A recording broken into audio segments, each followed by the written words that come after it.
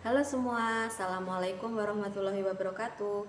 Perkenalkan, nama saya Eka Bayu Asmarawati dengan NIM 858105467. Saya adalah salah satu mahasiswa di BJJ Pontianak, Pokjar Tumbang Piti.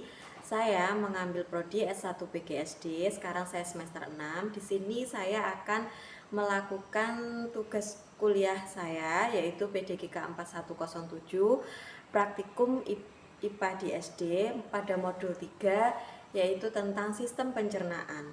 Tahukah kamu apa itu sistem pencernaan? Sistem pencernaan adalah rangkaian organ dalam tubuh manusia yang bekerja sama untuk mencerna makanan menjadi energi dan zat gizi yang dibutuhkan oleh tubuh. Proses pencernaan makanan dimulai dari mulut hingga menjadi feses yang dikeluarkan melalui anus.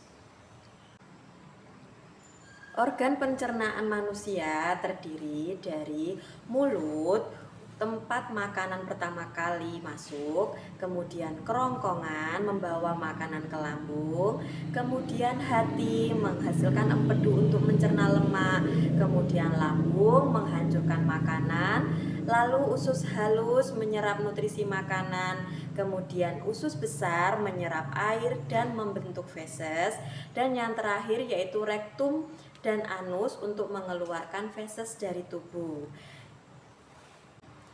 Sekarang saya jelaskan yang pertama kali yaitu mulut. Mulut merupakan tempat pertama kali makanan masuk. Di mulut makanan dirasakan, dihancurkan, dilunakkan, dan dicerna. Berikut proses pencernaan. Pertama kali yaitu gigi. Gigi menghancurkan makanan menjadi potongan-potongan kecil. Kemudian lidah mencampur makanan dengan air liur dan merasakan makanan tersebut. Selanjutnya yaitu kerongkongan. Kerongkongan setelah makanan dicerna di mulut, makanan masuk ke kerongkongan. Kemudian kerongkongan membawa makanan dari mulut ke lambung melalui gerakan otot yang disebut peristaltik. Kemudian selanjutnya lambung. Lambung berfungsi menghancurkan makanan dengan enzim dan asam lambung. Enzim menghancurkan karbohidrat, lemak, dan protein yang terkandung dalam makanan. Sedangkan asam lambung membunuh kuman dan bakteri yang ada pada makanan. Setelah dihancurkan lambung, makanan akan berbentuk bubur. Kemudian dari lambung ada usus halus. Makanan yang berbentuk bubur akan memasuki usus halus yang terdiri dari 3 bagian, yaitu usus 12 jari, jejunum, dan ileum. Usus halus akan menyerap nutrisi dari makanan dan mengubahnya menjadi energi.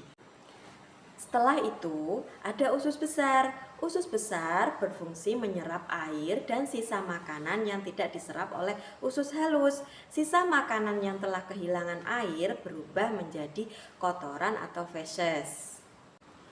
Kemudian yang terakhir ada rektum dan anus. Sisa makanan yang sudah menjadi feses akan disimpan sementara di rektum dan dikeluarkan dari tubuh melalui anus. Kemudian organ pendukung pencernaan ada hati, kantung empedu, dan pankreas. Hati menghasilkan empedu yang berfungsi untuk mencerna lemak. Kantung empedu menyimpan empedu dari hati dan mengeluarkannya ke usus halus. Kemudian ada pankreas. Pankreas menghasilkan energi untuk membantu pencernaan makanan. Jadi, proses pencernaan manusia dimulai dari makanan masuk dan dihancurkan oleh mulut. Kemudian kerongkongan membawa makanan menuju lambung. Makanan dihancurkan menjadi bubur oleh lambung.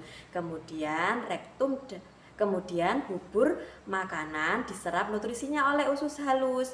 Kemudian usus besar menyerap air dan membentuk feses. Dan yang terakhir rektum dan anus menyimpan dan mengeluarkan feses. Mengapa kita perlu makan dan minum? Kita perlu makan dan minum karena tubuh memerlukan energi, nutrisi, dan cairan untuk melakukan berbagai aktivitas serta mendukung pertumbuhan tubuh. Kita juga harus memasukkan makanan dengan menu yang bergizi dan seimbang, yaitu buah, lauk pauk, sayuran, dan karbohidrat.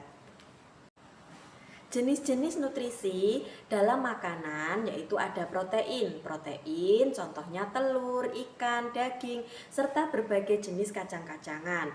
Protein berfungsi untuk pertumbuhan dan perbaikan tubuh. Kemudian ada karbohidrat, contohnya nasi, kentang, jagung, umbi-umbian, sagu, dan tepung-tepungan. Karbohidrat dibutuhkan tubuh untuk menghasilkan energi secara cepat. Kemudian ada lemak, contohnya daging, kacang-kacangan, ikan, mentega, dan susu. Fungsinya melindungi organ tubuh dan menyerap vitamin. Kemudian ada vitamin, contohnya dari buah-buahan dan sayur-sayuran. Fungsi dari vitamin membantu tubuh melawan kuman penyakit dan menjaga kesehatan organ. Kemudian ada serat, contohnya juga dari sayur-sayuran, buah-buahan, dan kacang-kacangan. Fungsinya untuk membantu menjaga kesehatan usus dan mempermudah proses buang air besar. Kemudian ada air, kita juga membutuhkan air. Contohnya buah dari buah-buahan, sayur-sayuran, dan air minum. Fungsi air untuk membantu melunakkan makanan dan pembentukan air liur. Kemudian di sini ada piramida nutrisi makanan.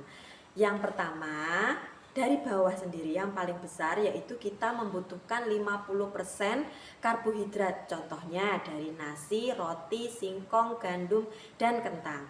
Kemudian 35%-nya buah-buahan dan sayuran. Kemudian yang mengandung vitamin, serat, mineral. Kemudian 20%-nya daging, ikan, telur, dan kacang-kacangan yang mengandung protein dan juga zat gizi lainnya. Kemudian 5% itu lemak, yaitu bisa kita dapatkan dari minyak, mentega, gula, makanan manis, dan minuman manis. Di sini ada contoh menu makanan bergizi, yaitu ada karbohidrat, contohnya nasi, kemudian ada serat, contohnya ada sayur-sayuran dan buah-buahan, kemudian vitamin dan mineral juga bisa didapatkan dari buah-buahan itu juga, kemudian lauk pauknya mengandung protein dan lemak juga dari susu. Ini menjadi makanan 4 sehat 5 sempurna.